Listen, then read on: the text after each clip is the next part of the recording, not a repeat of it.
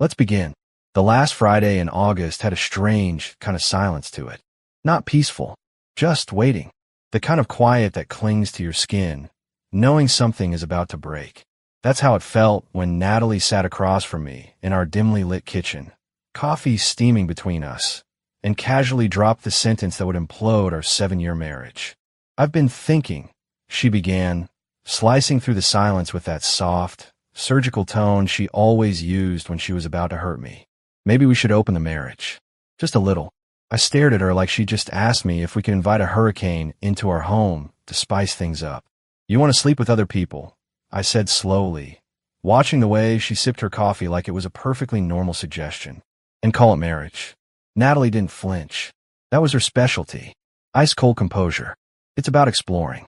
We've been stuck, Caleb. You work late, I work later. We barely talk unless it's about bills or groceries. This could reignite us." What I wanted to say was, "You're lying." What I wanted to scream was, "Who is he?" But I didn't. My body went numb, my brain silent. The woman I had built a home with, shared passwords, fought to afford countertops with, was now asking to share herself with someone else. I said no. I told her flatly, calmly, "This isn't what we promised each other. If you're unhappy, we talk. We don't trade loyalty for adventure." That was the last time I was honest with her. From that moment forward, I was building an exit plan, and it wouldn't be mine. That week, Natalie suggested we take a little space to recenter. That was code. Tuesday nights, Thursday overnights, Saturday afternoons. Those became her reflection windows. I knew what they really were. She came home wearing new perfume and someone else's cologne. She smiled wider, but spoke less. She'd bring me coffee like some cheap Band-Aid and ask about my day like she still had the right to. But I wasn't naive. I'd already started watching. The unraveling began with a bank notification. A restaurant in Soho neither of us had ever been to. 2 cocktails, 1 dessert. Days later, a hotel receipt under her name for a solo spa stay.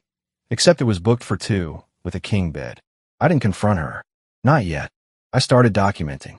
Receipts, emails, synced iCloud data, Instagram likes. Late at night, while she slept beside me like nothing had changed, I was pulling screenshots of her secret life with a man she referred to in her phone as Richards. Real name, Mitchell. Freelance yoga instructor. Shirtless selfies. Hashtag intentional living. Ironic. She thought she was playing me. She thought I was a soft one. But she didn't know I had a breaking point, and she just walked me to it with her manicured hand. That's when I made a decision. If she wanted a world without rules, I'd give it to her, and then watch her crumble in it. Natalie moved through our house like nothing had changed, humming to herself as she made smoothies in the morning, texting rapidly while pretending to watch TV at night. Her schedule became a puzzle of vague excuses, book club, networking dinners, yoga retreats. Always just believable enough for the old me to nod along. But I wasn't the old me anymore. By day, I was still the dependable Caleb, the software consultant, the problem solver, the man who fixed bugs and optimized systems. And now, I was optimizing the collapse of my marriage. Every hour she spent lying to me, I spent building my strategy. I transferred our savings into a new account under my name. I installed a new smart lock system, linked only to my phone. I quietly rewired the house. Utilities rerouted, insurance updated, lease documents rewritten using a refinancing clause she had signed during the pandemic. She never read the fine print. Most people don't when they're convinced they hold all the power. On weekends, I went to therapy, not for healing. Not yet. I needed clarity, not comfort. I told Dr. Lin only what she needed to hear. That I was preparing for a departure, not that I was orchestrating a takedown. The hardest part wasn't the deception. It was pretending I still loved the woman I slept beside. There were nights she'd return home late, perfume mixing with guilt, toss her purse on the counter, and say, "Hey babe, missed you." I'd smile. "How was your night?" She'd say something like, "Drinks with Heather. Just girl talk." Then kiss me with lips that tasted like a lie. The house, our life, it had become theater. And I was the quiet actor learning his final scene. But there was one thing I hadn't planned for. The woman who helped me execute it. Her name was Zoe. We met at the gym. Not in some cliché rebound way. No flirty glances over dumbbells. No sparks flying under sweat and endorphins. We just talked. One day, I stayed late after a morning workout, sitting on a bench like I was waiting for something. Zoe walked by and asked, "You okay?" I said I didn't know. She said, "Then you're probably not." It became a ritual. She asked questions without prying, offered space without pressure. I never told her everything, but I told her enough that I was watching a woman I loved vanish while pretending nothing was wrong. And Zoe, with no strings attached, simply said, "Let me know if you need backup." I didn't need backup. I needed someone I could trust to guard the door when I finally kicked Natalie out of the house. Zoe became that person. I gave her the codes, the duffel bag I packed, the instructions. You don't have to say much. Just open the door and hand her the truth. The day arrived like thunder after silence. Natalie had left that morning, saying she'd be back late. "Don't wait up," she said, touching my arm like a stranger might. That was fine. I wasn't going to be home anyway. I watched from a parked car across the street as she returned just before midnight, wearing a navy dress I'd never seen before, hair curled in loose, deliberate waves, heels that echoed as she climbed our porch steps. She typed in the code. Nothing. She tried again. Still nothing. She knocked. The porch light flicked on. Zoe opened the door slowly, calmly. She held a small black bag in one hand and a folded paper in the other. "You don't live here anymore," she said, her voice smooth but final. Natalie blinked, laughed nervously. "Is Caleb home?" Zoe handed her the bag. "This is everything you left behind that still matters. He's not here, and he's not coming back to this version of you." Natalie looked stunned, her mouth open but no words coming out. She stepped back like she'd been hit. "He can't do this," she said. "This is my house." Zoe didn't flinch. "No, it was. Now it's his. You signed it over months ago. He just didn't tell you until now." Natalie's phone lit up as she called me. I stared at it from my driver's seat. Decline. She stood on the porch for 20 minutes. Alone, shivering under the weight of a reality she had crafted and now couldn't undo. Eventually, she walked away. Just her phone, and a bag with 2 changes of clothes, a toothbrush, and a note inside. The note said, "You asked for freedom. Here it is. I just closed the door behind you." Natalie underestimated me in every possible way. She thought her lies were too subtle to trace, too neat to unravel. She thought I'd fold quietly, cry in a corner, beg her to come back. But I didn't shed a single tear. I sharpened the knife of truth. I started with a group chat.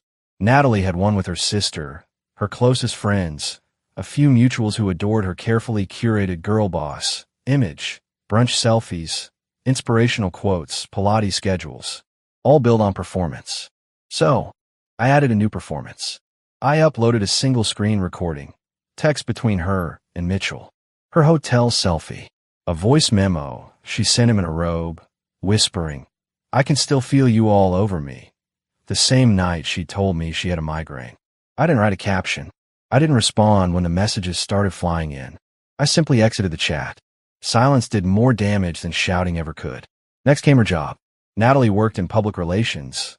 Image was currency. Trust was capital. She used her work email to send steamy messages to Mitchell, including one where she forwarded him a press document and added, "Good thing no one knows you're the reason I stay sane in this hellhole." I didn't get angry. I forwarded the thread, redacted for privacy, to HR with a short, polite message from an anonymous concerned spouse.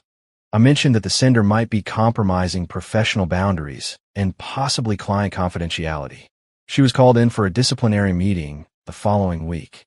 Then I went for the hardest part. Her parents. I'd always loved them. Her dad taught me how to gut fish. Her mom sent me soup recipes when I got sick. They treated me like their own son. But I couldn't shield them from the truth any longer. I sent one email. No rage. No blame. Just a calm explanation with attached documents, screenshots, timelines, the signed lease amendment. Her mom replied within hours. "We are heartbroken. I can't even look at her right now. I'm so sorry, Caleb." Her father never responded. That silence said more than any apology. Natalie unraveled quickly after that. Her social media went from curated and joyful to chaotic and desperate. One moment she was posting vague self-pitying captions about losing herself. The next she was tearfully live-streaming from a friend's couch, claiming I had cut her off without warning. But her followers weren't buying it. Some called her out. Others quietly unfollowed. The likes dried up. The comments turned. Mitchell? He ghosted her the moment the HR letter hit. His Instagram was wiped clean of her. Last I heard, he blocked her. Meanwhile, I wasn't mourning. I was moving on. I rented out the house, furnished. Let the mortgage pay itself. I transferred my half of the joint savings into a separate long-term account. I deleted all my shared photos with her from the cloud and printed the rest for court. Just in case. I wasn't living for revenge. I was living without her lies pressing on my lungs every morning. My days became clean, quiet. Wake at 6. Gym by 6:30. Coffee at the same corner place Zoe worked at part-time. She never pushed, just asked, "You breathing better?" Every day, I nodded more confidently. The world hadn't ended. It had just finally opened up to someone who knew how to cherish peace. And Natalie? She learned the one truth no influencer ever posts. When you build your life on lies, it only takes one truth to collapse it. 3 weeks passed without a word from Natalie. Not a call, not a message, not even a passive-aggressive quote about healing through hardship on her stories. It was like she'd vanished, digitally and emotionally. But I knew she hadn't disappeared. She was cornered. I heard through a mutual friend that she was couch hopping. Her cousin kicked her out after 2 nights. A friend let her crash until she found a job, but Natalie hadn't worked a full day since HR launched their internal investigation. Her image was too stained for clients to touch. Mitchell had moved on to a wellness model with 200K followers. Someone younger. Someone with less drama. And unlike Natalie, she wasn't married when they met. Zoe and I cross paths more often now. Still nothing romantic. Just an unspoken understanding that sometimes healing doesn't require love. Just space. Respect. Truth. One Thursday evening, as I left the gym, I noticed a familiar car parked near my building. It was Natalie's old Civic. A little beat up. Windows down. She sat inside, hunched forward, staring at her steering wheel like it owed her an answer. My chest didn't tighten. My hands didn't shake. I walked right past her. "Caleb," she called out. Her voice cracked like something long left in the sun. I stopped.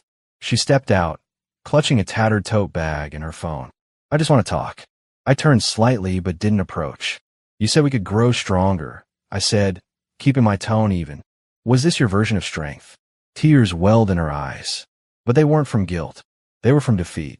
"I know I hurt you," she said, stepping closer. "But we were broken, Caleb.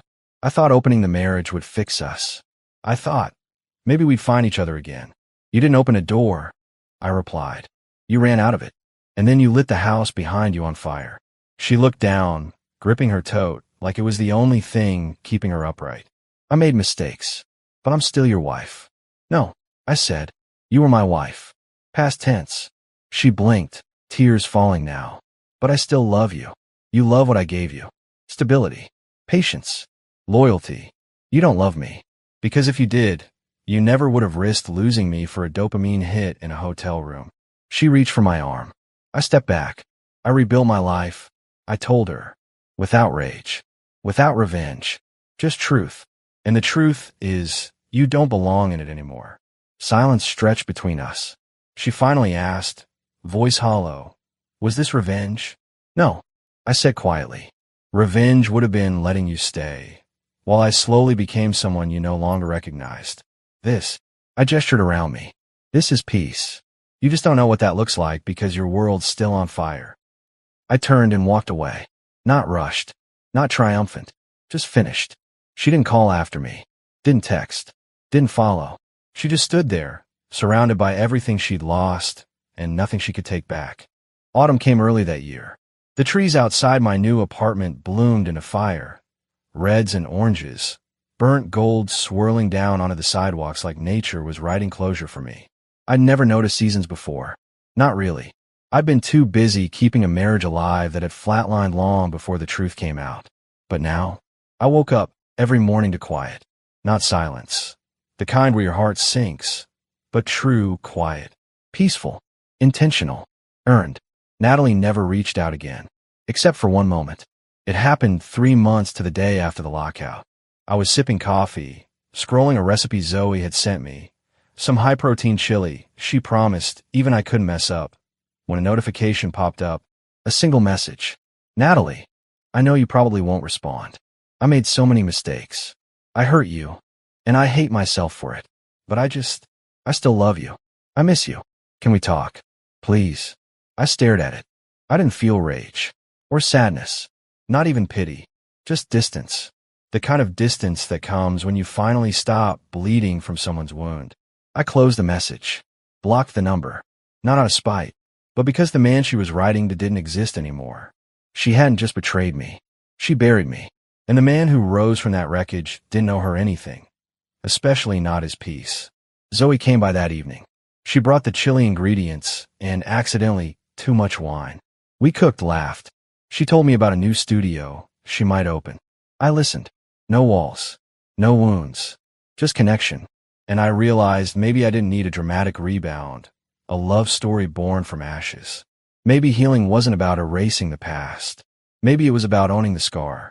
Natalie had built her world on image, on validation, on being wanted, needed, adored. And when that image shattered, she had no foundation beneath it. But me? I had rebuilt. With time, with truth, with a hard-earned understanding that loving someone doesn't mean tolerating betrayal, that forgiveness doesn't require re-entry, and that sometimes the strongest thing you can do is walk away calmly while the storm rages behind you. This wasn't revenge. It was a reminder, to myself and anyone watching, that love without respect is just performance. That peace without boundaries is just delay. And that silence? Silence is power when you know you've already said everything that needed to be heard. So no, I didn't get revenge. I got freedom. I got clarity. I got my life back. And the last thing I ever gave Natalie was a goodbye she didn't even get to hear.